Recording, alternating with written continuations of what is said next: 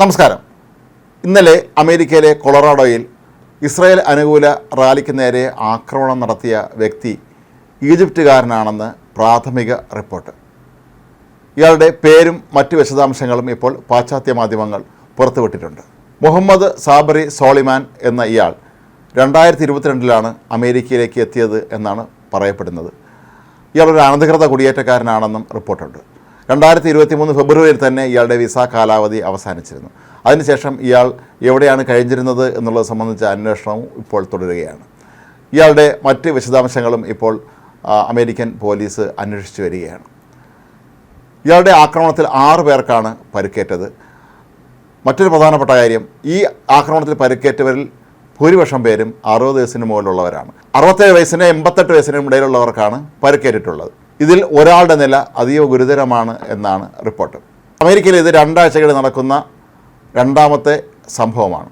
കഴിഞ്ഞ മാസം 21 Washington DC ഒരു ജൂത മ്യൂസിയത്തിൽ നിന്ന് പുറത്തേക്ക് വരികയായിരുന്ന ഇസ്രായേൽ എംബസി ഉദ്യോഗസ്ഥർക്ക് നേർക്കാണ് ഒരാൾ ആക്രമണം നടത്തിയത്. 2 പേരും തൽക്ഷണം തന്നെ കൊല്ലപ്പെട്ടിരുന്നു. അന്ന് പിടികൂടപ്പെട്ട വ്യക്തിയും കഴിഞ്ഞ ദിവസം പിടികൂടിയ ആളെ പോലെ തന്നെ ഫ്രീ ഫലസ്തീൻ എന്ന മുദ്രാവാക്യം നിരന്തരമായി മുഴക്കിയിരുന്നു. അതുകൊണ്ട് തന്നെ ഇവരെല്ലാം ഏതാണ്ട് ഒരു സംഘടനയിൽപ്പെട്ടവരാണോ അല്ലെങ്കിൽ ഒരു തീവ്രവാദ വിഭാഗങ്ങളിൽ വിശ്വസിക്കുന്നവരാണോ എന്നുള്ളത് സംബന്ധിച്ചൊക്കെ തന്നെ അന്വേഷണം എപ്പോഴും തുടരുകയാണ്. എന്നാൽ അന്വേഷണത്തിലിരിക്കുന്നത് കൊണ്ട് ഇതിൻ്റെ കൂടുതൽ വിശദാംശങ്ങൾ ഇപ്പോൾ FBI പുറത്തുവിടില്ല എന്നാണ് അമേരിക്കൻ വൃത്തങ്ങൾ വ്യക്തമാക്കിയിരിക്കുന്നത്. സോളിമാൻ നേരത്തെ കാലിഫോർണിയയിലാണ് താമസിച്ചിരുന്നത്. ഈയിടെയാണ് ഇയാൾ കൊളറാഡോയിലേക്ക് എത്തിച്ചേർന്നത്. കൊളറാഡോയിലേക്ക് താമസം മാറ്റുന്നതിന് പിന്നിൽ ഇത്തരത്തിലുള്ള ഏതെങ്കിലും ലക്ഷ്യമുണ്ടോ എന്ന് പോലീസ് സ്വാഭാവികമായും സംശയിക്കുന്നുണ്ട്. കൂടാതെ ഈ ദിവസങ്ങളിൽ ജൂതന്മാരുടെ ഏറ്റവും പ്രധാനപ്പെട്ട ഒരു വിശുദ്ധ വാരം ആചരിക്കുകയാണ്. ഇതുമായി ബന്ധപ്പെട്ട് അമേരിക്കയിലുടനീളമുള്ള ജൂത സംഘടനകൾ വിവിധ ചടങ്ങുകൾ സംഘടിപ്പിച്ചിട്ടുണ്ട്. ജൂത ദേവാലയങ്ങൾക്ക് തന്നെ പ്രത്യേക പ്രാർത്ഥനാ ചടങ്ങുകളുമൊക്കെ തന്നെ നടക്കുന്നുണ്ട്.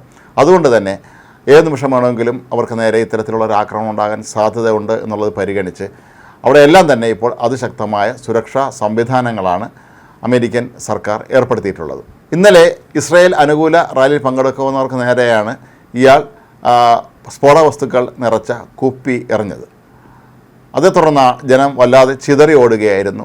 ഇത്തരത്തിൽ തിക്കിലും തിരക്കിലും പെട്ടും നിരവധി പേർക്ക് പരിക്കേറ്റതായി റിപ്പോർട്ടുണ്ട്. ആളുകൾ വല്ലാതെ പരിഭ്രാന്തരായി കാണപ്പെട്ടു എന്നാണ് ദൃക്സാക്ഷികളും പറയുന്നത്. ഈ ആക്രമണത്തെ ജൂതന്മാരെ ലക്ഷ്യം വെച്ചുള്ള ഭയാനകമായ ഭീകരാക്രമണം എന്നാണ് ഇസ്രായേൽ വിദേശകാര്യമന്ത്രി വിശേഷിപ്പിച്ചത്.